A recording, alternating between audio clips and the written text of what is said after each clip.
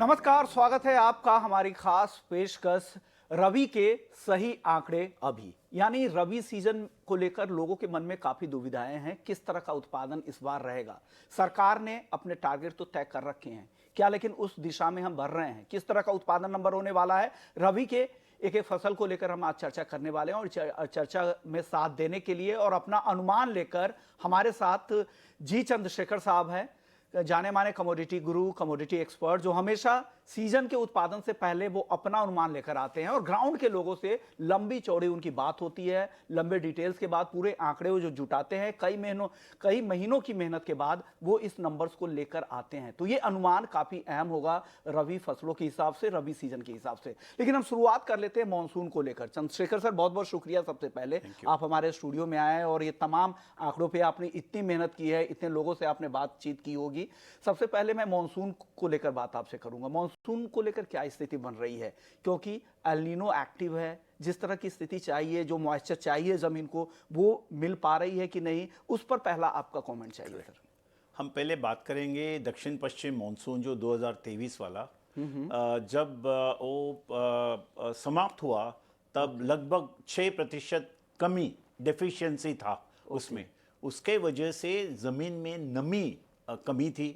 मगर एक अहम बात है कि पूर्व भारत में कहीं इलाका में, कहीं राज्यों में, पश्चिम उत्तर प्रदेश हो या पूर्व उत्तर प्रदेश हो, बिहार हो, झारखंड हो, बंगाल, सब जगह, झारखंड काफ़ी जगह में मॉइस्चर स्ट्रेस हो गया था, बहुत कम बरसात था। ऐसा एक बैकग्राउंड में अभी रबी की बुआई शुरू हुई जो नवंबर और दिसंबर में।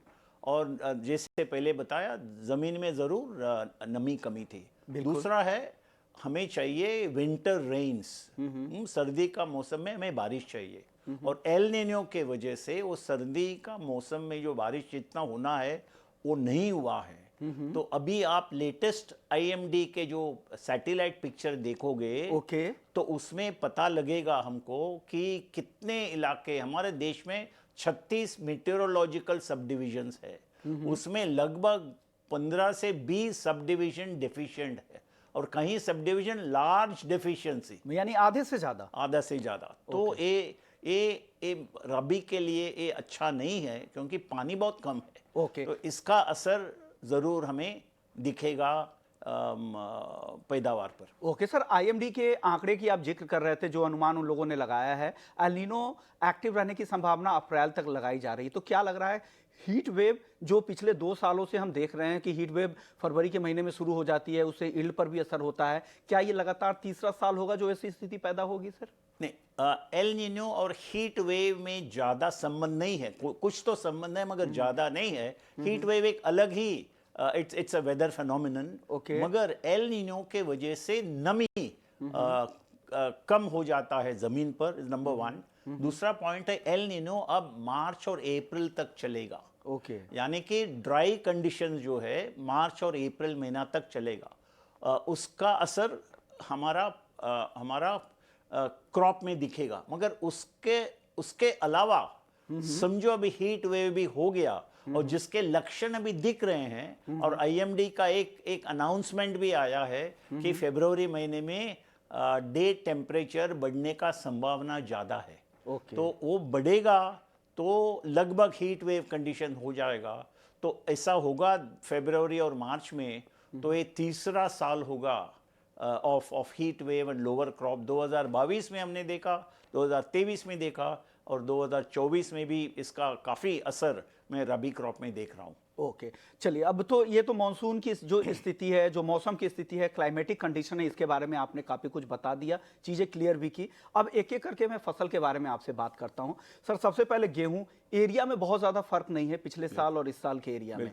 क्या लग रहा है आउटपुट का? सरकार ने तो 1140 लाख टन का लक्ष्य तय कर रखा है, आपका अनुमान क्या है?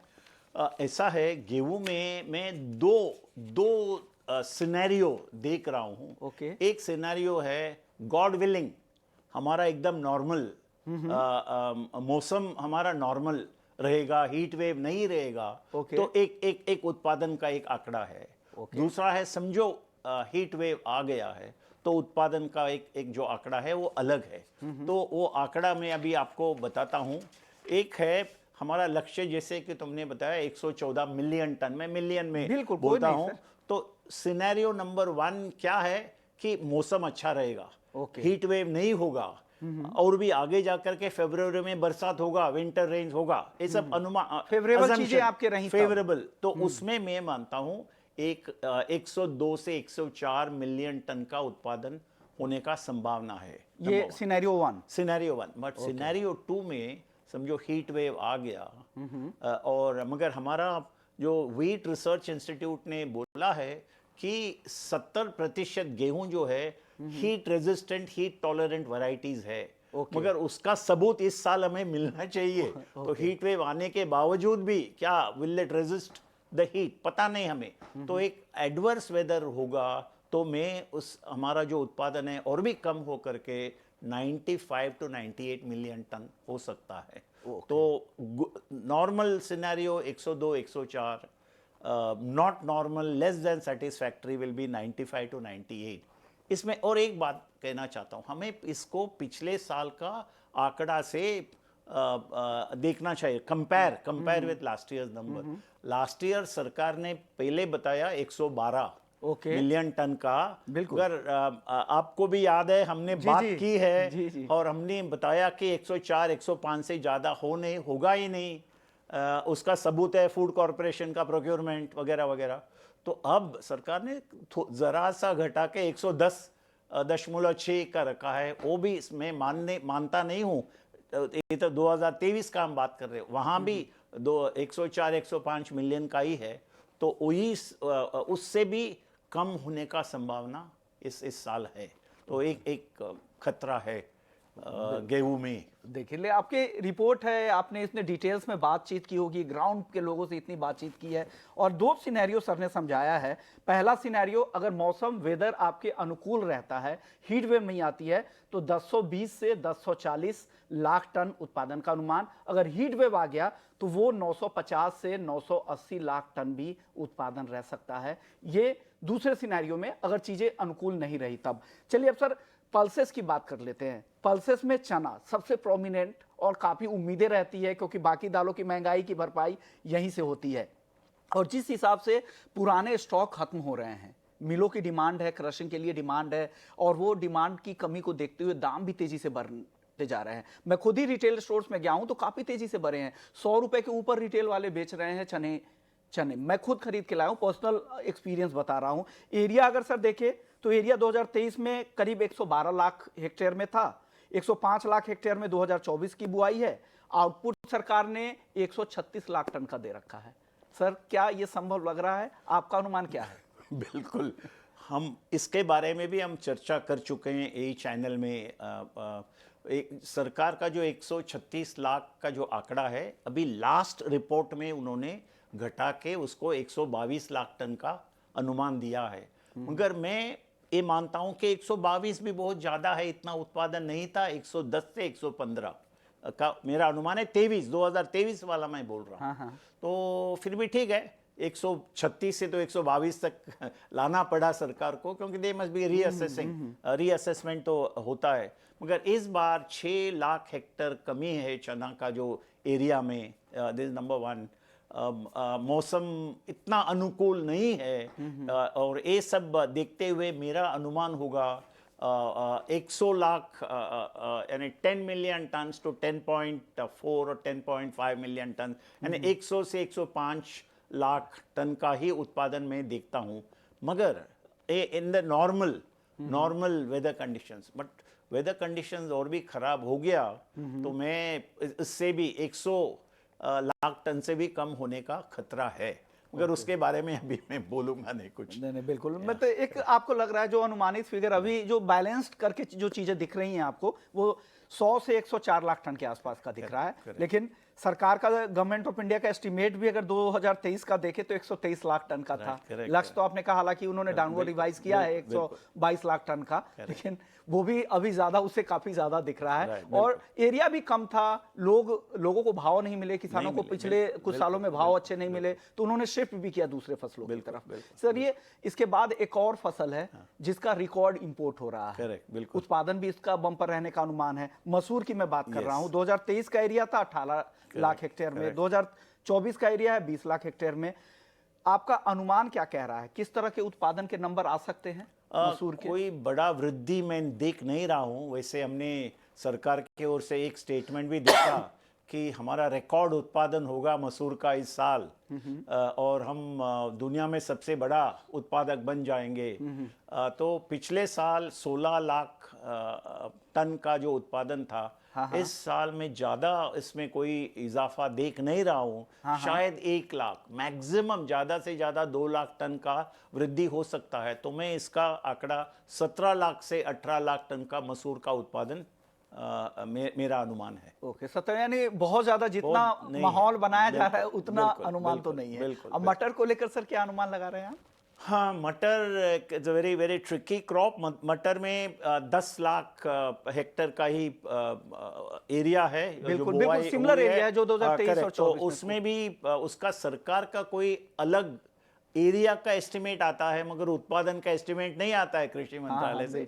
पर मेरा अनुमान है 7 से 8 लाख टन का मटर का उत्पादन, मेरा अनुमान है उसमें। ओके, चलिए सर, अब दलहन की बात हो गई, गेहूं जो प्रोमिनेंट दो चीजें हो गई, आपके थाली की जुड़ी हुई दो चीजें तो हो गई। अब मोटा अनाज में मक्के की बात कर लेते हैं, क्योंकि इस पर सबसे ज्यादा नजर रहती है। इंडस्ट्रियल इस्तेमाल भी खूब होता है, एफएमसीजी कंपनियां भी इस्तेमाल करती है, इसकी चर्चा इसलिए जरूरी है। मेज के एरिया की अगर बात करें, 2023 में 23 लाख हेक्टेयर में बुआई हुई थी, वो उतना ही एरिया 2024 में भी है। बिल्कुल बिल्कुल। सरकार के अगर टारगेट को देखें तो 97 लाख टन का उन्होंने उत्पादन का टारगेट तय कर रखा था। आप क्या समझते हैं सर, आपके आंकड़े क्या कह रहे हैं? मैं देख रहा हूं बुवाई का एरिया, जो मेटेरोलॉजिकल सब डिवीजन है, राज्य है, बहुत राज्यों में बिल्कुल पानी नहीं है, सूखा जैसा हालात है रबी सीजन में खास करके, और उसका असर जरूर मैं मक्का का उत्पादन में देख रहा हूं। मेरा अनुमान होगा बिटवीन 92 टू 95 लाख टन्स मक्का का, इससे ज़्यादा होने का संभावना मैं नहीं देख रहा हूँ। इसके वजह से, कम उत्पादन के वजह से मक्का का जो डिमांड सप्लाई फंडामेंटल है काफ़ी टाइट हो जाएगा। और क्योंकि तीन नए सेक्टर्स यूज़र इंडस्ट्री है, एक है स्टार्च, दूसरा है फीड, तीसरा भी निकला है एथेनॉल। तो एथेनॉल इंडस्ट्री का भी डिमांड बढ़ेगा। तो मैं मानता हूँ काफ़ी टाइट सप्लाई डिमांड सिचुएशन होगा, और एक आ सकता है टाइम हमें आयात करना भी पड़ेगा मक्के का। ऐसा एक मैं देख रहा हूँ। क्या लग रहा है आपको, क्या दाम ऊपर की तरफ ही जाएंगे? किस तरह का ट्रेंड आप देख रहे हैं? बिल्कुल बिल्कुल, दाम तो काफ़ी मजबूत रहेंगे, काफ़ी फर्म रहेंगे। मेज काफ़ी बुलिश रहेगा। इंटरनेशनल भी दिक्कत है, इंटरनेशनल में भी दाम ऊपर जा रहे हैं, तो ये काफ़ी अहम कमोडिटी है जिस पे नज़र है।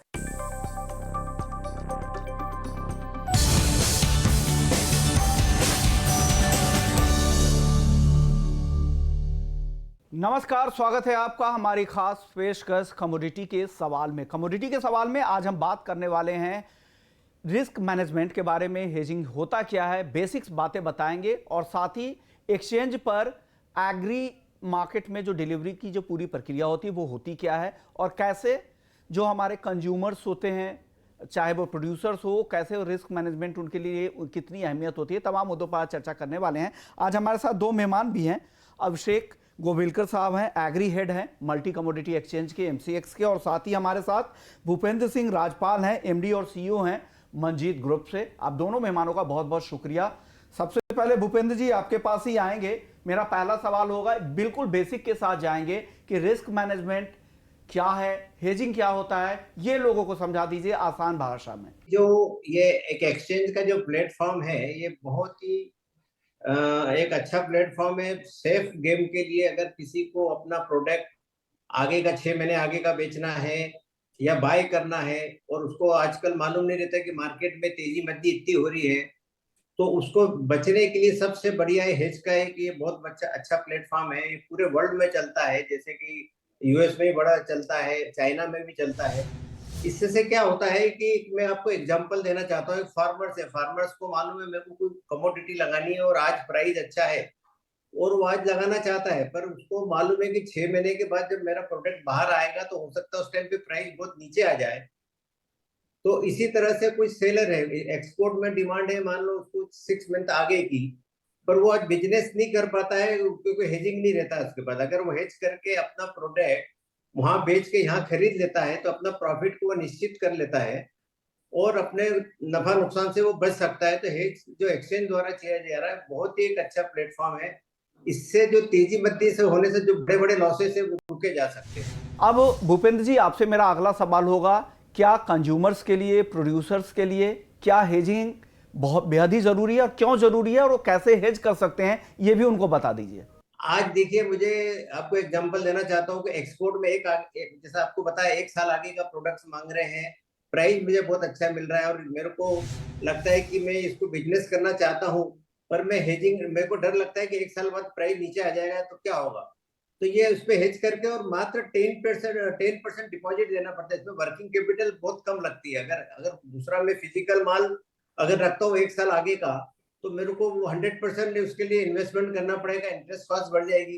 तो मुझे मात्र 10% के अंदर या तो मैं सेल कर सकता हूँ या मैं परचेज बाय कर सकता हूँ और मेरा सेफ बिजनेस कर सकता हूँ। अभिषेक जी, आपसे मेरा सवाल ये होगा, एक्सचेंज कैसे सुनिश्चित करता है कि जो इंडस्ट्री की क्वालिटी की जो रिक्वायरमेंट होती है, उस रिक्वायरमेंट के हिसाब से आपको कैसे गुड्स की अच्छी डिलीवरी हो जाए उन रिक्वायरमेंट के हिसाब से, ये कैसे आप लोग सुनिश्चित करते होंगे? देखो, जो भी कॉटन एक्सचेंज के एक्रेडिट वेयरहाउस में डिलीवरी के लिए आता है उसको एक काफ़ी सुनिश्चित प्रक्रिया के द्वारा टेस्टिंग प्रोसीजर के थ्रू जाता है। 100 गठान का जैसे एक कॉन्ट्रैक्ट है, 100 गठान में से 5 गठान हम टेस्टिंग के लिए खोलते हैं, उसमें से सैंपल निकाल के जो NABL एक्रेडिट लैब्स है उसमें भेजते हैं।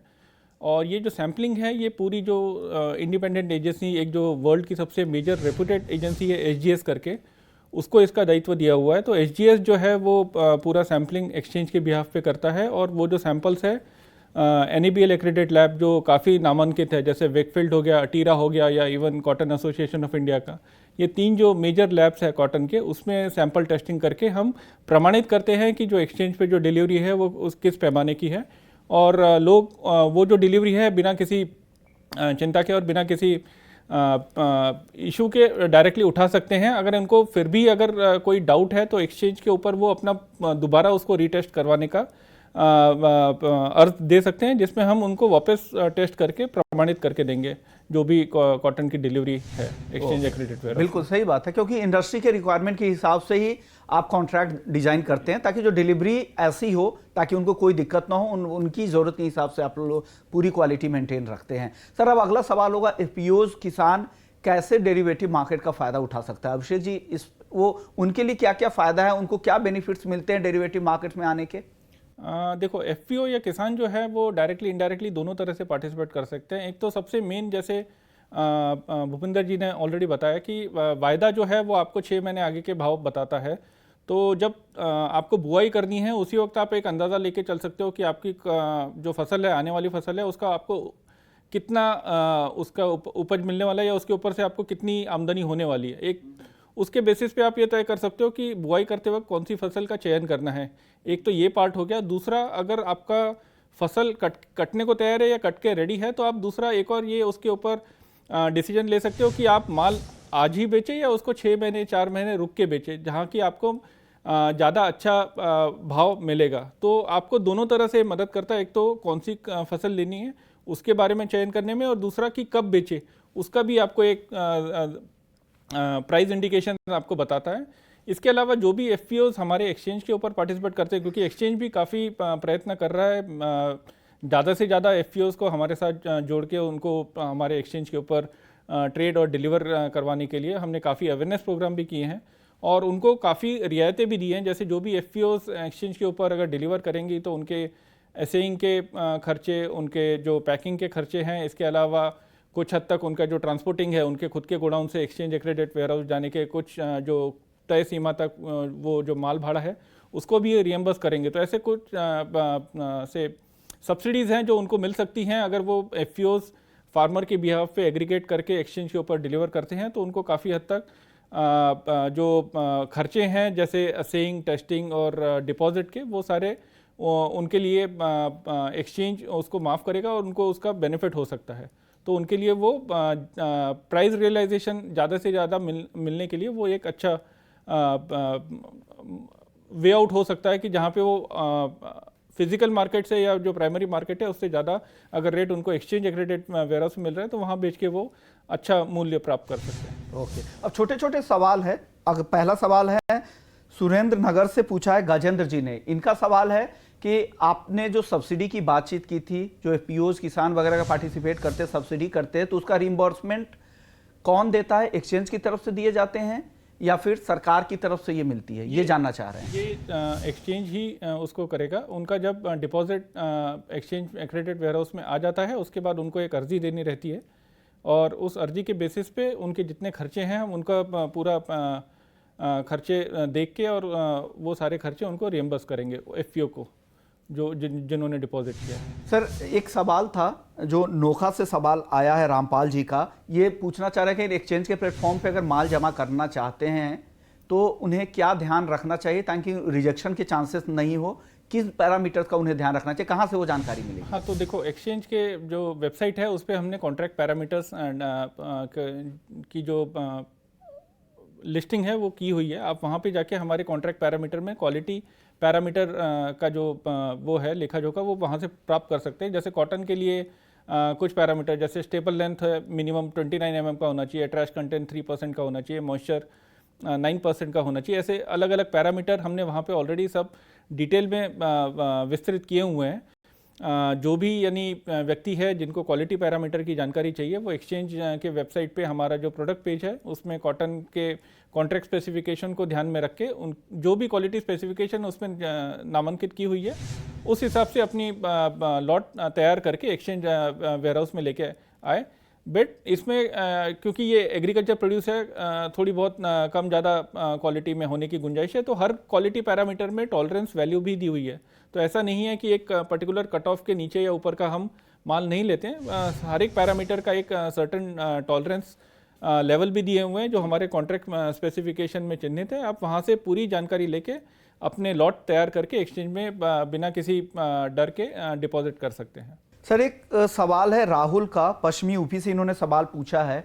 ये जानना चाह रहे हैं कि जो हेजिंग के लिए जो कॉस्टिंग होती होगी, मार्जिन से रिलेटेड जो प्रोसेस होता होगा, उसका खर्चा क्या आता होगा? आमतौर पे जो कॉटन की मार्जिन है वो 10 से 12% की मार्जिन है। तो अगर आपका कोई भी सौदा है जो आपको अगर लेना है या बेचना है एक्सचेंज के कॉन्ट्रैक्ट में, तो आपको 10 से 12% का इनिशियल मार्जिन देके आप अपना सौदा करवा सकते हैं एक्सचेंज के ऊपर।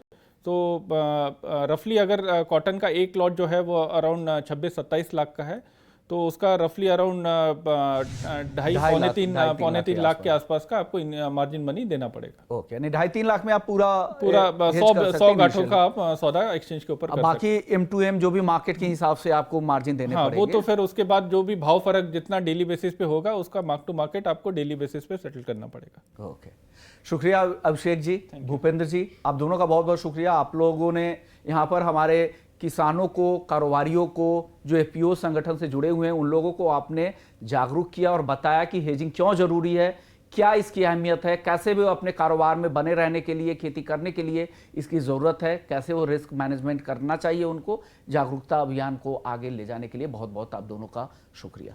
तो कमोडिटी के सवाल में फिलहाल इतना ही, लेकिन बाकी खबरों के लिए आप बने रहिए हमारे साथ।